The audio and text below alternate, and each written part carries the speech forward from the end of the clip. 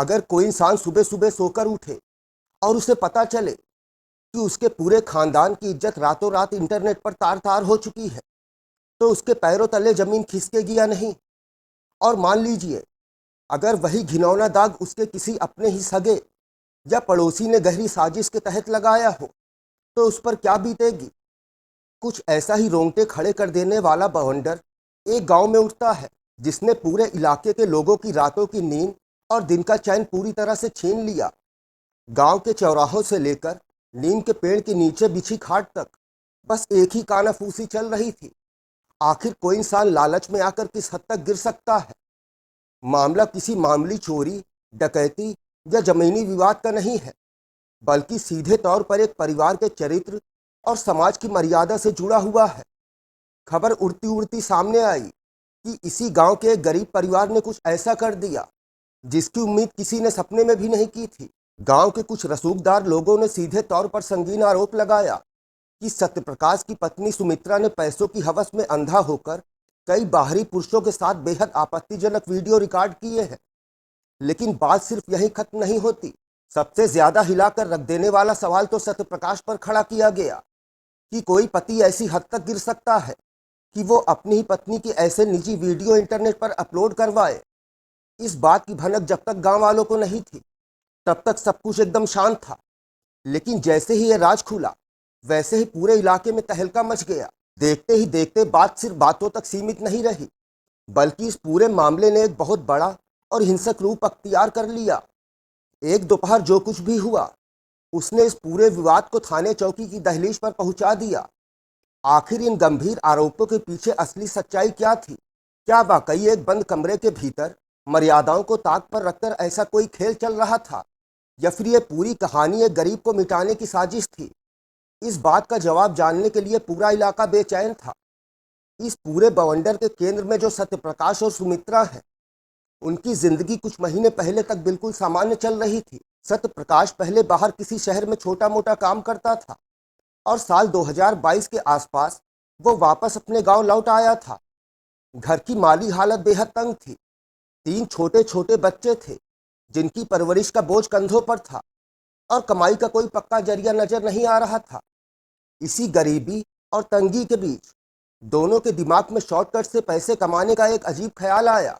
उन्होंने देखा कि इंटरनेट पर लोग तमाम तरह की चीजें डालकर लाखों रुपए कमा रहे हैं, तो उन्होंने भी बिना सोचे समझे अपने मोबाइल में अपने निजी पलों के वीडियो रिकॉर्ड करने शुरू कर दिए।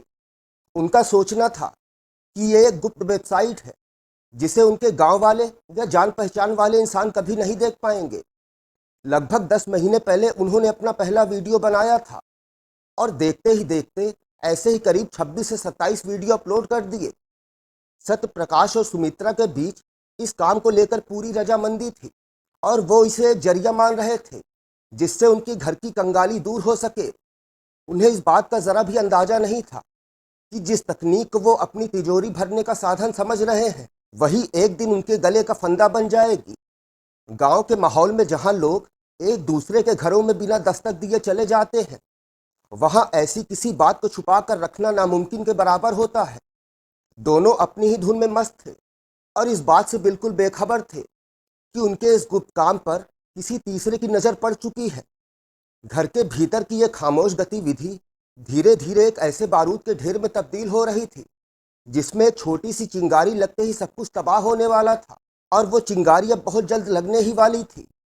कहते हैं कि दीवारों के भी कान होते हैं, और इस मामले में तो राज घर के भीतर से ही लीक हुआ।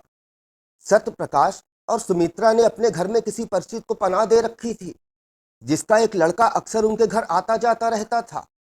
एक दिन उस लड़के ने गलती से उनके मोबाइल में वो सब देख लिया जो उसे नहीं देखना चाहिए था। अब छोटे से गांव में ऐसी बातें पेट में नहीं पसती। उस लड़के ने सीधे जाकर उन लोगों को ये बात बता दी जिनसे इस परिवार की पहले से ही पुरानी रंजिश और जमीन जायदाद को लेकर झगड़ा चल रहा था। विपक्षियों के हाथ जैसे एक बहुत बड़ा हथियार लग गया।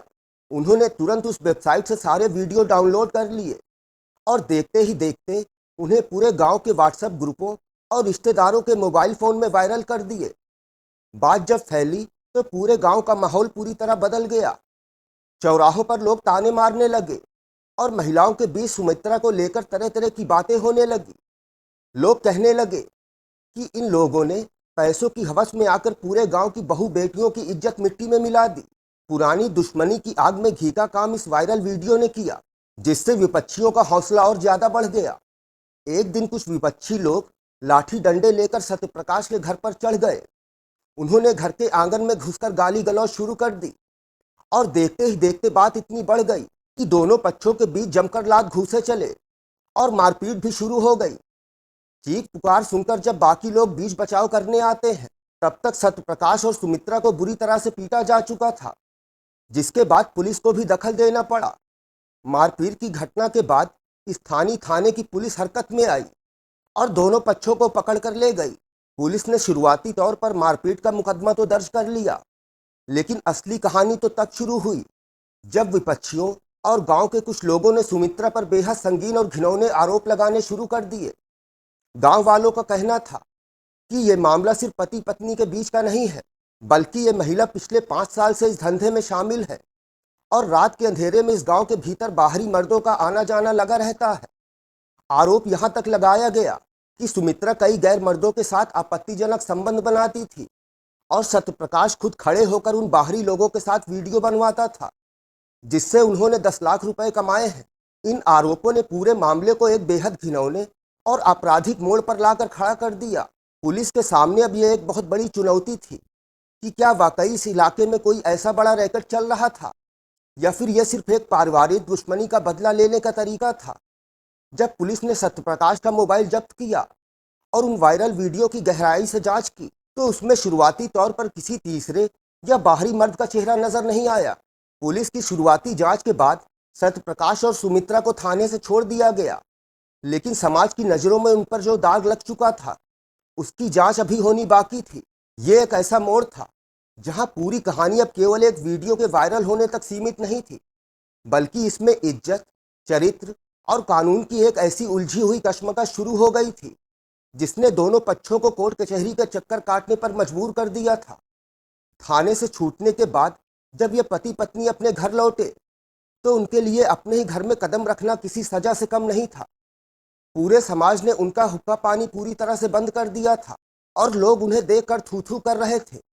लेकिन इस चौतरफा बेइज्जती और दबाव के बीच सत्यप्रकाश और सुमित्रा ने घुटने टेकने के बजाय एक बहुत चौंकाने वाला कड़ा फैसला लिया।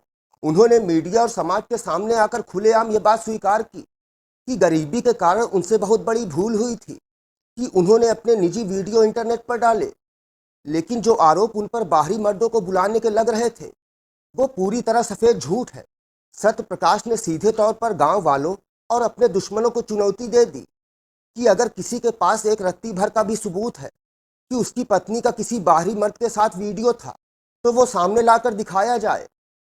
सुमित्रा ने भी कैमरे के सामने रोते हुए कहा कि वो तो अपने घर की दहलीज से बाहर तक नहीं जाती, फिर बाहरी मर्दों से संबंध बनाने की बात कहां से सच हो सकती है।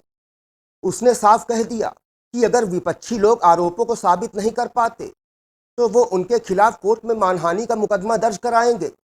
इसके साथ ही सत्यप्रकाश ने यह भी मांग की कि पुलिस उसका जो मोबाइल जब्त किए हुए है, वो उसे वापस दिलाया जाए, ताकि वो अपना चैनल ऑन करके सबको दिखा सके कि असली और ओरिजिनल वीडियो में उसके अलावा कोई दूसरा मर्द नहीं है। इस पलटवार ने गांव के उन लोगों के होश उड़ा दिए जो अब तक इस परिवार को पूरी तरह दबा हुआ मान रहे थे। जैसे जैसे दिन बीते, इस मामले में एक ऐसा चौंकाने वाला खुलासा सामने आया जिसने विपक्षियों के दावों की हवा निकाल दी। दरअसल जिन वीडियो को पूरे गांव और रिश्तेदारों के सामने यह कहकर फैलाया गया था कि इसमें सुमित्रा के साथ और भी मर्द मौजूद हैं, वो असल में तकनीकी की एक बहुत बड़ी और शातिर बाजीगरी थी।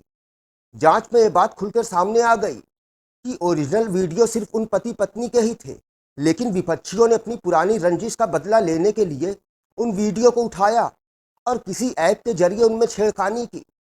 उन्होंने वीडियो को इस तरह से एडिट किया और उसमें कुछ ऐसी तस्वीरें जोड़ दी जिससे देखने वाले को पहली नज़र में ऐसा लगता कि वहाँ कई और लोग मौजूद थे। जो लोग कल तक सुमित्रा को हिकारत की नज़रों से देख रहे थे, वो अब इस बात से हैरान थे कि किसी की इज्जत को सरेआम नीलाम करने के लिए लोग इस हद तक गिर सकते हैं।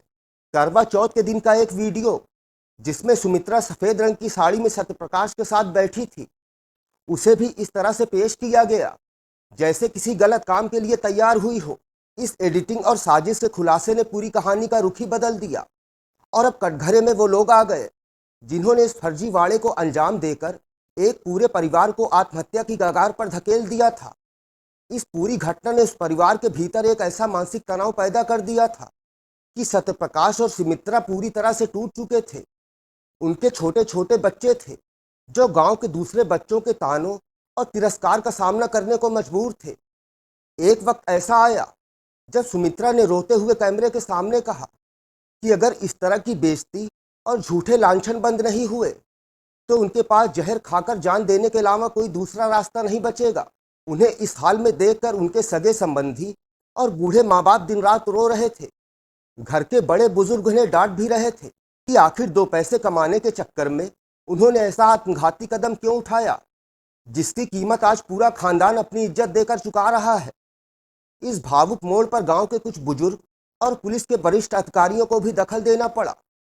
पुलिस ने जब दोनों पक्षों को आमने सामने बिठाया तो उन लोगों के पास कोई जवाब नहीं था जिन्होंने बाहरी मर्दों के आने की कहानियां गढ़ी थी। जब उनसे कहा गया कि वो किसी एक बाहरी मर्द का नाम बताएं तो वो सब बगले झांकने लगे। सच का यह सामना बेहद भारी था क्योंकि एक तरफ एक गरीब परिवार की आबरू दांव पर लगी थी और दूसरी तरफ समाज का वो झूठा अहंकार था जो किसी को भी तबाह करने पर आमादा था। इस बातचीत और जांच ने आखिरकार साफ कर दिया कि गलती दोनों तरफ से हुई थी, लेकिन बदनामी का जो जाल बुना गया था वो पूरी तरह से एक सोची समझी साजिश का हिस्सा था। आखिरकार इस पूरे हाई प्रोफाइल ड्रामे और विवाद का एक न्यायपूर्ण अंत हुआ। पुलिस की अंतिम जांच रिपोर्ट में एक बात पूरी तरह से साफ हो गई कि सुमित्रा पर लगे सारे अनैतिक आरोप झूठे और मनगढ़ंत थे, जिसके बाद पुलिस ने वीडियो के साथ छेड़छाड़ करने और उसे वायरल करने वाले मुख्य दोषियों के खिलाफ सख्त कानूनी कार्रवाई शुरू कर दी। गांव की पंचायत ने भी दोनों पक्षों के बीच चल रही पुरानी रंजिश को हमेशा के लिए खत्म करने का फैसला सुनाया और विपक्षियों को उनकी गलती मानने पर मजबूर किया। सत्यप्रकाश और सुमित्रा ने भी समाज के सामने हाथ जोड़कर अपनी नासमझी के लिए माफी मांगी, जिसके तहत उन्होंने पैसा कमाने के लिए इंटरनेट का एक गलत रास्ता चुना था। उन्होंने उस चैनल को हमेशा के लिए ब्लॉक कर दिया और ये कसम खाई वो अब मेहनत मजदूरी करके अपने बच्चों का पालन पोषण करेंगे, लेकिन कभी ऐसा कोई काम नहीं करेंगे जिससे उनके परिवार या गांव का नाम खराब हो। इस कहानी से पूरे समाज को एक बहुत बड़ा संदेश मिलता है कि डिजिटल दुनिया में शॉर्टकट से पैसा कमाने की चाहत जिंदगी को नरक बना सकती है। आज वो परिवार अपने बच्चों के साथ सुरक्षित है, गांव का तनाव पूरी तरह खत्म हो चुका है और इलाके में एक बार फिर से अमन चैन वापस लौट आया है। आपकी इस वीडियो के बारे में क्या राय है, कमेंट बॉक्स में ज़रूर लिखें। वीडियो देखने के लिए आपका धन्यवाद।